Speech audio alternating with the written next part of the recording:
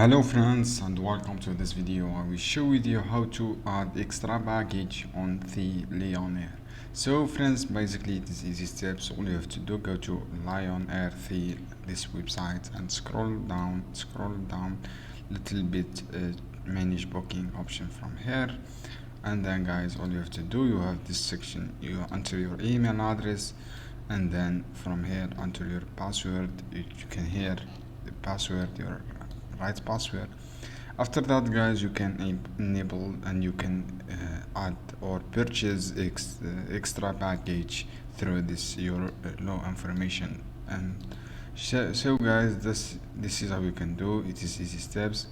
Just go to your this manage booking from here, and then write your email address as I say and password, and then you can able to add your package, add or extra package easily without any problems. So guys, or you can also click on retrieve ticket from here, retrieve ticket on this option. After click retrieve ticket, all you have to do guys, when you write write your booking reference and last name, for example the last name, and then click another robot, and then you can add or purchase extra package. Thanks for watching this video guys.